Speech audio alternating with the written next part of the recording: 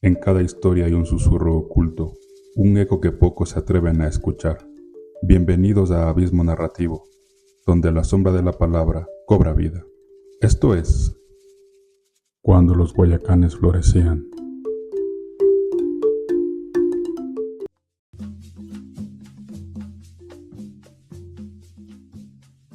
Capítulo 14. Los frutos de la paz. Deseosa de que las mejoras del templo se llevaran a cabo cuanto antes, y en vista de las quejas que le presentara el párroco, quien le dijo que a pesar de haber sido decomisadas algunas balsas de tagua, no le había sido entregada la parte que le correspondía a la iglesia, doña Jacinta se dirigió a la intendencia, en donde fue recibida muy cortésmente por el gavilán. Después de saludarla y brindarle asiento, el gavilán le preguntó: ¿En qué puedo serle útil, señora Jacinta? Ya sabe que estoy completamente a su mandar. Vengo, le dijo, porque el padrecito acaba de decirme que parece han olvidado de que el convenio era de partir el producto de las taguas robadas de mi finca entre la policía para las mejoras de los calabozos de los presos y la iglesia para las reparaciones y adelantos que el padrecito quiere hacer. Como usted bien lo sabe, tenemos un templo que no corresponde a la categoría de esmeraldas, y todos estamos en la obligación de contribuir para su mejoramiento. Claro, estamos perfectamente de acuerdo en eso, pero no es cierto que nos hayamos olvidado. Pero, le interrumpió doña Jacinta, han sido quitadas algunas balsas de tagua que venían de mis terrenos, y no se le ha dado la parte al señor cura. ¿Qué ha pasado a don Gervasio? Señora Jacinta, si bien es cierto que sus palabras lesionan mi reputación, mi obligación como funcionario es aclararle las cosas completamente. Taguas de su hacienda no hemos decomisado sino recién hace unos pocos días, la que trajo un montubio. Esa balsa es la única decomisada. Pero, a pesar de lo que me dice, he sabido que el joven Pompo ha decomisado algunas. No, señora Jacinta, le han mentido. Créamelo, si hubiera decomisado algunas balsas, habría ordenado hacer la partición. Usted sabe muy bien, yo soy muy amante del progreso de mi pueblo. Me considero como un soldado del progreso y he aceptado este cargo solamente por contribuir con mi modesto grano de arena para el resurgimiento de la provincia. Sé muy bien el valor que una iglesia tiene para un pueblo degenerado y corrompido sobre todo. La iglesia es el baluarte contra la ola creciente de corrupción que desgraciadamente aumenta cada día en forma alarmante. Yo, que estoy al frente de la institución encargada del orden y la seguridad, me doy cuenta más que a nadie de la tremenda falta de una iglesia y, sobre todo, del perjuicio que sufre la sociedad porque las enseñanzas de Cristo no son difundidas en una forma sistemática y constante. Me alegro oírlo, don Gervasio. Yo creía que usted, como liberal, era un ateo. No, señora Jacinta, se equivoca. Yo soy liberal de pura cepa, pero soy respetuoso como el que más de la religión. Soy ciudadano amante de las buenas costumbres y lucharé incansablemente, aquí y fuera de aquí, porque la moralidad se constituye en norma de vida para grandes y chicos. Usted sabe muy bien que hoy más que nunca, la inmoralidad amenaza a las familias por la corrupción de los jovencitos, de la juventud que se levanta, como dicen ellos mismos, tan pomposamente. Créamelo, a mí me parece que estuviéramos viviendo en un mundo distinto al nuestro, pero yo lucharé tenazmente porque volvamos a las buenas costumbres y combatiré la inmoralidad, tanto en la ciudad como en los campos. Así debe ser, don Gervasio, dijo doña Jacinta, satisfecha de haber oído hablar así a el gavilán. Pero, ¿entonces no es cierto que hayan sido decomisadas algunas balsas de tagua? Solo hace unos 3 días decomisamos la primera balsa. Fue la que trajo un montubio, un tal Cagua, que vino acompañado de un tal Valverde y de uno de los Mina, de Quinindé. Todos están presos, cumpliendo la sentencia que les impuse. Los 2 primeros están condenados a 1 mes de prisión. A Mina tuve que condenarlo a 2 meses, porque cuando el joven Pompo cumplía su obligación ayudando a vigilar la orilla y haciendo el control, lo atacó y lo arrojó al río de una trompada. El faltamiento a la autoridad es inadmisible. Tenemos que combatir enérgicamente el cuatrerismo y reprimirlo con mano de hierro, pero de esta tagua decomisada, que no ha sido vendida aún y que está depositada solamente en la bodega de Mr. Peterson, la Iglesia recibirá su parte. Puede usted estar segura, doña Jacinta. No se puede esperar otra cosa de usted, don Gervasio, dijo doña Jacinta, convencida ya de que el párroco había sido engañado. Al padrecito le han mentido, y por eso he venido yo a reclamarle. Y recordando que le había oído decir que uno de los detenidos era de apellido Cagua, le preguntó: ¿cómo dijo que se llamaba el ladrón? El cabecilla es un tal Cagua, de Quinindé. ¿No será Juan Cagua?, le inquirió doña Jacinta, recordando a uno de sus conciertos, libertados en los comienzos de la revuelta. Exactamente, señora Jacinta, Juan Cagua se llama. ¿Pero por qué?, le preguntó con nerviosidad. Juan Cagua, repitió doña Jacinta, moviendo la cabeza de arriba hacia abajo y viceversa. Es que Juan Cagua se llama uno que era mi concierto, antes de la revolución. Nunca lo olvidaré. Un capitán lo libertó, diciéndole que no estaba en la obligación de pagarme la cuenta, que la revolución no reconocía el concertaje y miles de tonterías. Imagínese, como si yo debía perder mi plata, que de buenos apuros los había sacado. Se fue a la revolución, con otros 2 conciertos míos también, y ahora vea cómo ha caído preso, por robar tagua de mi hacienda. ¿Qué cosas tiene el mundo? Entonces, ¿Juan Cagua es un conchista? Claro, peleó en la revolución. ¿No le digo que se solevó? Ah, dijo llevándose la mano a la barbilla, un conchista. ¿Y era su concierto también? Claro, era mi concierto. Bueno, se me ocurre una idea. Si era su concierto, ahora puedo obligarlo a pagar la cuenta que le debía. Puedo ordenar que lo regresen a su hacienda. ¿Qué le parece? ¿Pagar la deuda? ¿Con qué si está preso? Entonces puedo obligarlo a que regrese a su hacienda. Yo estoy investido de facultades extraordinarias para reprimir el bandolerismo en los campos, porque el gobierno quiere paz, tranquilidad y trabajo. Estoy resuelto a imponer orden, disciplina y moralidad. El progreso solamente puede hacerse a base de paz absoluta. Cuente conmigo. Si usted desea que Juan Cagua regrese, lo hago regresar. ¿Me comprende? Bueno, me gustaría que lo haga regresar a la hacienda. ¿Dice usted que está preso? ¿No podríamos verlo? ¿Cómo no? Vamos, doña Jacinta. Salieron del despacho del gavilán y fueron a ver a los reclusos. El gavilán, parándose frente al enrejado, ordenó al carcelero: el preso Juan Cagua que se presente a la reja. Después de un momento apareció tras las rejas el detenido. Sorprendido saludó a doña Jacinta. Ella le preguntó: ¿y qué te ha pasado? ¿Por qué te han cogido, Juan? Por nada. Vea, dijeron que... El gavilán no lo dejó continuar. Dijo dirigiéndose a doña Jacinta: todos son inocentes. Ninguno ha hecho nada. Pregúnteles a todos, y todos le dirán lo mismo.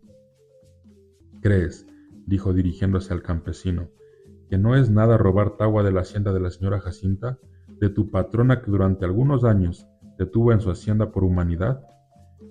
Es que yo no he robado, le contradijo Juan Cagua. Eso no es cierto. ¿Cómo? Insolente, ¿te atreves a desmentirme después de haber aceptado, según consta en el acta, que has cometido el robo? Así son todos, añadió volviéndose a doña Jacinta. Algunos reclusos se acercaron al enrejado. Doña Jacinta reconoció a Alberto Morcú. Buenas tardes, señora Jacinta, le saludó el antiguo concierto. Buenas tardes, Alberto. Ah, díjole el gavilán, ¿también conoce a este? Sí, le respondió, también era mi concierto. También se me alzó, como Juan, para la revolución. También este. Lo hemos cogido por ladrón. Vea de lo que les ha servido la revolución. Eran honrados, vivían bien y ahora han terminado de ladrones. Claro, creen que la revolución no ha terminado todavía y se imaginan que pueden robar y matar impunemente.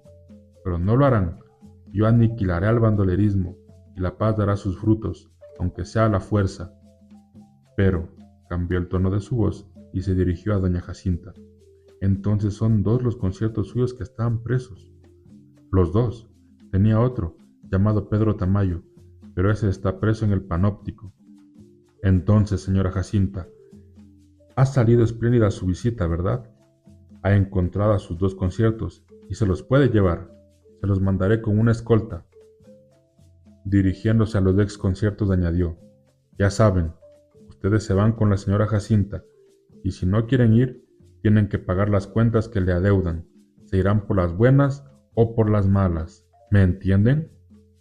Yo no voy, dijo Juan Cagua resueltamente. Ni yo, manifestó Alberto Morcú. ¿Cómo? ¿Qué se han creído? ¿Acaso les estoy pidiendo su opinión? Les estoy advirtiendo. Después les daré la orden. Irán con soga o con bala, pero irán.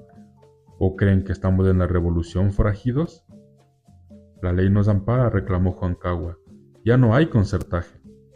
La ley nos ampara, repitió sarcásticamente el gavilán. Ya vas a ver cuál es la ley que te ampara. La ley del plomo, pedazo de criminal. Luego le dijo a doña Jacinta: ya sabe, se los voy a mandar a dejar con una escolta.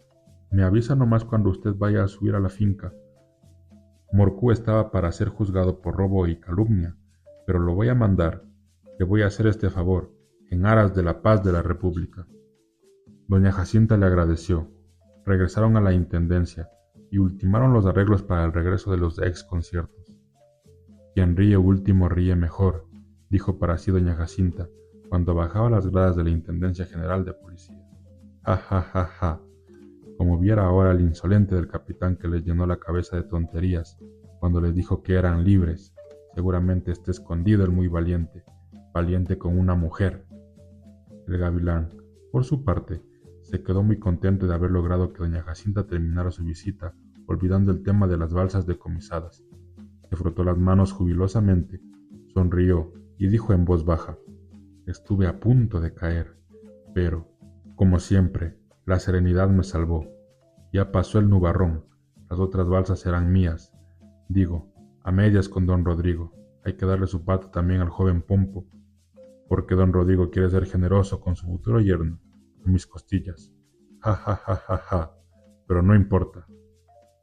Por la noche, circuló en la población el rumor de que el gobierno había dispuesto el envío a Quito de Domitilo González, de Jacinto Montes de Oca, del comandante Valladares y del doctor Perlaza, y de que un vapor vendría expresamente a llevarlos a Guayaquil, de donde partirían en tren hacia la capital de la República.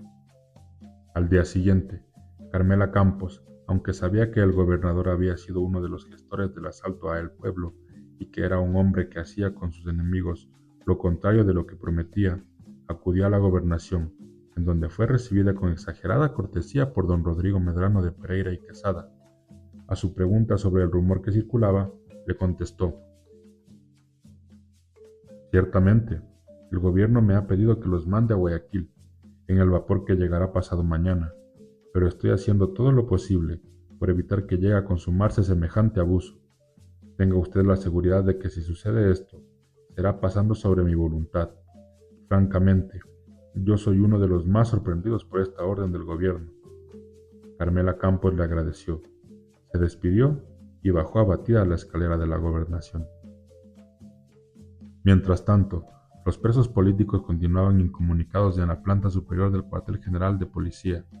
Las quejas elevadas al gobierno por Jacinto Montes de Oca y numerosos ciudadanos por el asalto a los talleres del pueblo no tuvieron respuesta alguna. Por otra parte, las autoridades locales abandonaron las investigaciones acerca de este atropello, pese a la oferta hecha por el gavilán en la mañana del asalto. La tarde de ese mismo día, fueron llevados custodiados por 2 gendarmes, Juan Cagua y Alberto Morcú, al despacho de El Gavilán. Estaban presentes doña Jacinta y el comisario nacional de policía. Cuando los campesinos estuvieron sentados, el gavilán les dijo: los he citado para hacerles conocer mi resolución, que como ciudadanos ecuatorianos están en la obligación de acatar. Como ustedes mismos lo han aceptado ya, son conciertos de doña Jacinta, y el hecho de que una revuelta criminal, fratricida y sin bandera los libertara momentáneamente no los faculta para rehuir el cumplimiento de una obligación cuando la provincia se encausa nuevamente por los senderos de la justicia, de la legalidad y de la razón. Creo que en el fondo, ustedes están verdaderamente agradecidos por el humanitarismo de esta ilustre matrona, señaló doña Jacinta, que les ha brindado pan y abrigo durante tantos años. Ahora las cosas han cambiado un poco y las injusticias empiezan a repararse. Por lo tanto, se levantó y con mayor solemnidad prosiguió, administrando justicia en nombre de la República y por autoridad de la ley, los condeno a volver a la hacienda de doña Jacinta hasta el pago íntegro de la deuda que tienen para con ella. Espero que no tengamos inconvenientes de ninguna clase y que no me obliguen a recurrir al uso de la fuerza. ¿Qué dicen los acusados? Se sentó. Juan Cagua se levantó y dijo, no estamos negando la cuenta, y nos comprometemos a pagarla tan pronto salgamos de aquí, pero no queremos ir de conciertos, y la ley nos favorece. La ley dice que ya no hay conciertos. ¿Y tú? Dijo el gavilán dirigiéndose a Alberto Morcú. ¿Qué dices? Yo digo, manifestó Alberto Morcú, poniéndose de pie, lo mismo que mi compadre. No niego que le debo, pero apenas pueda, le pago. ¿Y cuándo crees que vas a poder pagarle? Le preguntó el gavilán riendo a carcajadas. ¿No sabes que estás acusado de robo y calumnia? ¿Crees que vas a salir pronto? Si te he condenado a volver a la hacienda de la señora Jacinta, es solo por hacerte un servicio. Malagradecido. Pero no lo aceptas. Está bien. Te condenaremos, por lo menos a 5 años de prisión. Te condenaremos, por lo menos a 5 años de prisión. Alberto Morcú vaciló un instante. Luego dijo, acepto. Gracias, señor intendente. El comisario tomó la palabra y dijo, el señor intendente ya lo ha dispuesto sabiamente. Tienen que volver ambos, y ojalá que sea por las buenas, porque no queremos valernos de la fuerza. Queremos la fraternidad de la familia esmeraldeña, pero a base de comprensión, sin imposiciones de ninguna clase. ¿Me comprendes? Preguntóle a Juan Cagua. Ya lo he dicho, volvió a hablar Juan Cagua. De concierto no vuelvo. Nadie me puede obligar, porque la ley dice que ya no hay conciertos. ¿Acaso se va a hacer lo que tú quieres, mulato levantisco? Gritóle el gavilán levantándose.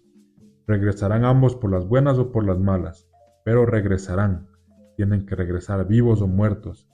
Y dirigiéndose al comisario añadió, tome nota, señor comisario, hay que levantar el acta en este sentido. Y ahora se dirigió a los campesinos. Están desocupados. Después de 2 días se van a la hacienda o al panóptico de Quito. Llamó a los 2 gendarmes que permanecían en el corredor y cuando estuvieron en su despacho les ordenó, regrésenlos al patio. Después de 2 días se van a la hacienda de la señora Jacinta con la comisión. Cuando estuvieron en el patio, Juan Cagua increpó así a su compañero. Compadre, nunca me lo imaginé. Usted que ha peleado por la libertad en la revolución, se compromete a volver de concierto. ¿Se acuerda del combate de El Mango, cuando mató tanto serrano gritando como un loco, machete boleao? ¿Y ahora? Compadre, pero si no acepto eso, quién sabe cuántos años me ponen. Aunque sea de concierto, la vida es más buena que metido aquí en la cárcel. Usted va a salir después de 3 semanas y yo debo seguir preso.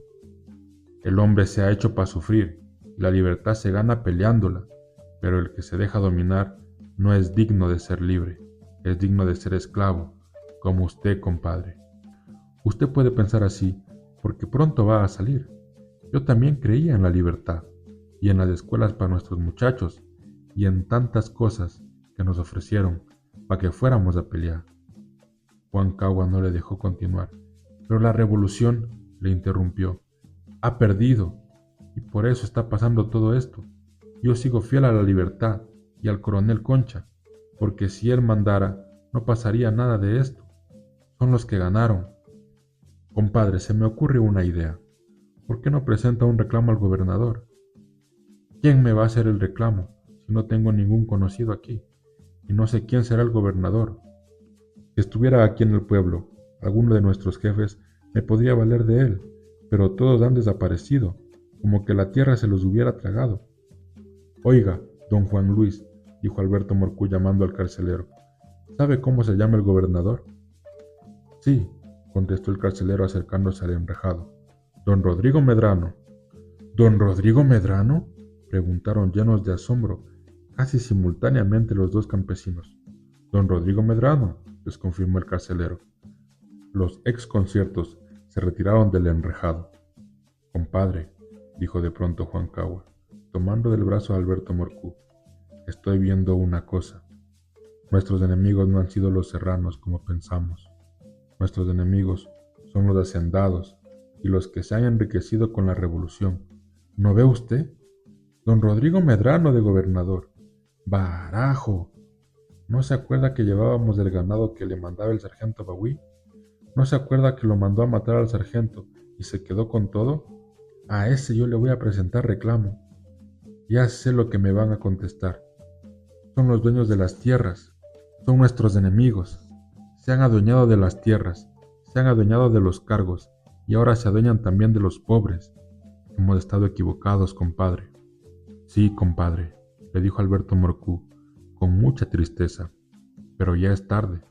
¿Por qué será que al pobre se le nubla la vista y no puede ver la verdad, sino cuando ya no le sirve? Así como usted dice, así es. Pero en el fondo hostil de los oscuros calabozos, la libertad empezaba a levantarse en tenaces y esbeltos almácigos. El falsificador se acercó a preguntarles lo que había sucedido, y cuando le hubieron contado la resolución del intendente, les dijo: «No se asuste, don Juan, Colombia es la tierra de la libertad. Tenemos que irnos para allá. Allá la gente es mala, pero no tanto como aquí. Créanmelo. Tengo un plan. Para mañana en la noche, pero mejor vamos a mi calabozo para contárselo». En el trayecto les dijo: «Ya está aquí la una cosa. Vean ese pedazo de guadúa. Lo he hecho traer, haciéndoles creer que es para picarla y ponerle piso a mi calabozo, que se llena de agua cuando llueve. Estoy esperando nomás una ganzúa, que la debe traer mañana un paisano. Ya verán». Y recordando que Alberto Morcú se había comprometido a regresar de concierto a la hacienda, díjole: «Usted no ha de ir. Su compañero ha peleado por la libertad y no la traiciona. ¿Usted sí nos acompaña, don Juan?», preguntóle al otro detenido. «Francamente, no sé. Creo que mejor es volver a la hacienda. Les hago creer que voy a quedarme y alzo el vuelo después pa' Colombia». Entraron al calabozo y conversaron largo rato en voz baja. Por la noche, circuló entre los reclusos la noticia de que, además de los presos políticos acusados de conspiradores, serían enviados a Guayaquil en el vapor numerosos ex soldados de la revuelta, en el afán de las autoridades locales de hacer creer al gobierno que realmente había sido develado un levantamiento conchista. La mañana siguiente se confirmó la noticia. Algunos ciudadanos, muchos de los cuales no solamente no habían sido soldados de la revuelta, sino que habían estado en contra de ella, fueron apresados y encerrados en los calabozos que quedaban en la planta superior del edificio. A mediodía, un gendarme se acercó a Alberto Morcú y le dijo que sabía que él, Juan Cagua y Pedro Pablo Mina también serían enviados a Guayaquil en el vapor. Los dos exconciertos pusieron fin a su vacilación y resueltamente se colocaron al lado de los del plan. Cerca de la medianoche estalló el plan. El falsificador colombiano, utilizando la ganzúa conseguida, abrió el candado del calabozo en donde dormían él y Otoniel Valverde. En momentos en el que el centinela, con su rifle terciado a la espalda, caminaba bajo el alero de las celdas. Cuando el gendarme hubo terminado de pasar por la puerta del calabozo abierto, Otoniel Valverde se abalanzó veloz hacia él por la espalda, lo tomó por la cabeza y le tapó la boca con una toalla para impedirle que gritara, mientras el falsificador ayudaba a derribarlo, tomándolo de los pies. Rápidamente lo introdujeron en el calabozo, en donde el falsificador les dio 2 culatazos, matándolo casi instantáneamente. Inmediatamente, Otoniel Valverde se vistió con el uniforme del gendarme victimado y comenzó a pasearse bajo el alero de las celdas, imitando el recorrido del muerto. El falsificador, mirando hacia todos los lados, salió después de un momento y empezó a abrir con la ganzúa los candados de los demás calabozos, diciéndoles a los presos: «Ya, esténse quedito, aguarden la canción». Dentro de los calabozos comenzaron a moverse nerviosamente los presos, y uno de ellos, por precipitación, hizo caer un cajón que tenía en su celda. Al ruido acudió otro centinela, también con su rifle echado a la espalda. Se acercó a Otoniel Valverde, que continuaba caminando bajo el alero de las celdas como el verdadero guardián, y le preguntó: «Efraín, ¿oíste ese?». Primo Hermano saltó rápido hacia él. El falsificador acudió en su ayuda, y como forcejeara mucho, tuvieron que victimarlo fuera de la celda. Una vez más, derribado, Primo Hermano se colocó el uniforme del gendarme caído y regresó al extremo de la muralla de concreto. El falsificador, acompañado de Juan Cagua, se deslizó sigilosamente bajo el alero, tomó el pedazo de guadúa que había conseguido el día anterior, lo colocó contra la esquina de la muralla de concreto, regresó a su calabozo, dejando al desconcierto al cuidado de la caña, y cantó, tocando desacompasadamente una guitarra: «Lucero de la mañana, préstame tu claridad, para alumbrarle los pasos a mi amado que se va». Pegándose de espaldas a las paredes de los calabozos, los reclusos empezaron a salir al patio y a colocarse al pie de la guadúa inclinada, por la cual deberían escalar la muralla. Mientras tanto, Otoniel Valverde y Primo Hermano hacían en el patio los recorridos de los centinelas muertos. El primer recluso en subir por la guadúa fue el falsificador, escalándola sostenida por algunos reclusos. Llegó al tope de la muralla, se enredó momentáneamente en las filas de alambre de púas que la coronaban, luego echó los brazos hacia arriba y se arrojó a tierra. Durante unos pocos minutos, algunos reclusos continuaron dominando la muralla y saltando hacia la libertad. De pronto gritaron estentóreamente de una casa cercana: «¡Los presos! ¡Se salen los presos! ¡Se salen los presos!». De otras casas gritaron también: «¡Los presos! ¡Se salen los presos!». Hombres y mujeres comenzaron a correr atropelladamente por el barrio, en dirección contraria a la de los fugitivos, que se los veía correr hacia el cerro cercano, seguidos de cerca por los perros, que llevaban sus ladridos hasta las chozas distantes. En ese rato empezó el tropel en la prevención. Un gendarme acudió e intentó abrir la puerta del patio de los reclusos, pero no pudo hacerlo. Primo Hermano alzó el rifle y disparó. El gendarme cayó al pie de la puerta. Desde afuera del patio, los oficiales y gendarmes empezaron a hacer fuego. Otoniel Valverde y Primo Hermano corrieron veloces y se refugiaron en los calabozos, desde donde continuaron respondiendo las descargas. Levantando su voz sobre el estruendo del tiroteo, Otoniel Valverde les gritó a los reclusos: «¡Apuren! ¡Más ligero!». Un piquete de gendarmes, al mando de un oficial, salió precipitadamente de la calle y se situó al pie de la muralla de concreto. Cuando el viejo Cayetano, ya en la cima de la muralla, luchaba por libertarse de las filas de alambre de púas que se le habían enredado en el pantalón, el oficial del piquete alistó su fusil y dijo a los gendarmes: «Ese pajarito es mío. ¡Cuidado!». Disparó, y el cuerpo del viejo quedó por un momento oscilando en la alambrada, luego cayó a tierra. Por las calles de algunas mujeres, mientras corrían hacia los barrancos del río, llevando a sus hijos cogidos del brazo, iban diciendo: «Estalló la revolución. Ha sido cierto, los conchistas se han tomado la policía y hay como 100 muertos». Cuando se restableció el orden, en el interior del cuartel de policía se constató que habían fugado 8 detenidos, entre ellos el falsificador, Juan Cagua, Alberto Morcú y Pedro Pablo Mina. Los cadáveres de Otoniel Valverde y Primo Hermano, con uniformes de policías, yacían en sus calabozos, y su sangre empezaba a mezclarse con las aguas estancadas. Terminando el tiroteo, numerosas personas se agolparon frente al cuartel general de policía a inquirir por la suerte de los presos políticos. Carmela Campos llegó acompañada de algunas amigas. Un oficial de policía contestó así a un amigo que le preguntó lo que había sucedido: «Los presos políticos han insubordinado a los otros presos, pero mañana nos la pagarán, y todavía hay quienes dicen que no son conspiradores». Carmela Campos escuchó con indignación la respuesta del oficial. Dijo a sus amigas: «Algún día la pagarán, pero ellos, los que están hundiendo a Esmeraldas, malvados».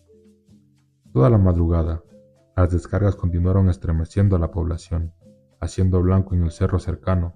Hasta bien entrada la mañana, patrullas de gendarmes y soldados recorrían las desiertas calles de la población que entonces, en grado mayor que ahora, era como un potrero, al que le faltaban solamente las cercas de alambre.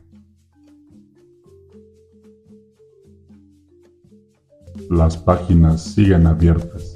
La historia aún no termina.